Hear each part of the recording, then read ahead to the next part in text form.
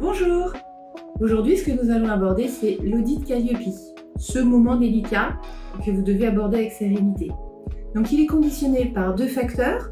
Le premier, votre auditeur. Le deuxième, le référentiel national qualité, sa compréhension, sa lecture. Et nous allons voir le détail tout de suite. Alors, lors de cette journée d'audit, qu'est-ce que va faire l'auditeur? Eh bien, il va venir constater votre niveau de conformité avec le référentiel national qualité que nous avons vu comme un des points importants de cet audit.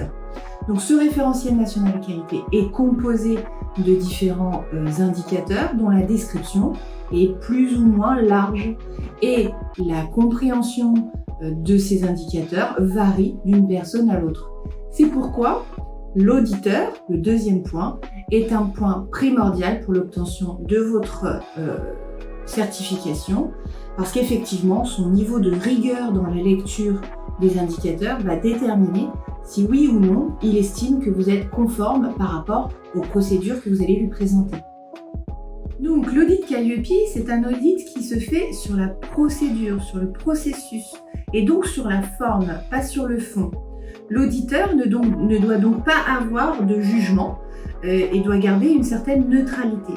C'est en cela qu'il va évaluer votre niveau de conformité par rapport aux réponses que vous allez lui apporter. Dans 99% des cas, ça se passe bien. Et là, soit vous avez une conformité, soit vous pouvez avoir une non-conformité. Et là encore, vous avez différents recours. Alors, certains auditeurs vont vous laisser le temps, lors de leur audit, de faire les modifications et vont vous dire, lorsqu'ils vous mentionnent un écart, que à la fin de la journée, si l'écart a été modifié, ils ne le mentionneront pas dans le rapport.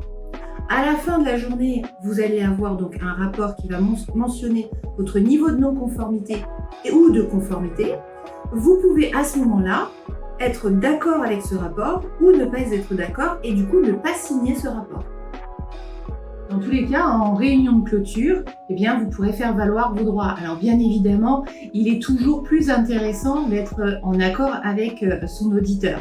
Si toutefois vous n'êtes pas d'accord avec votre auditeur, et ça je vous invite à avoir lu avant même la signature de votre audit, la procédure de gestion des non-conformités de l'organisme certificateur.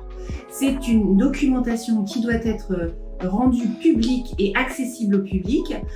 Donc elle est généralement soit sur le site de l'organisme certificateur, soit elle vous est envoyée lors de la signature avec l'organisme certificateur et elle vous mentionnera exactement toute la procédure de gestion d'une non-conformité ou d'un non-accord sur un rapport d'audit. Dans tous les cas, mon conseil, c'est de bien sélectionner votre organisme certificateur, de prendre en considération cette procédure de gestion des non-conformités, la lire attentivement. Ainsi, vous aborderez votre audit avec confiance et sérénité et vous serez plus solide pour vivre cette procédure spécifique. Et puis, si vous avez besoin de conseils, contactez-nous.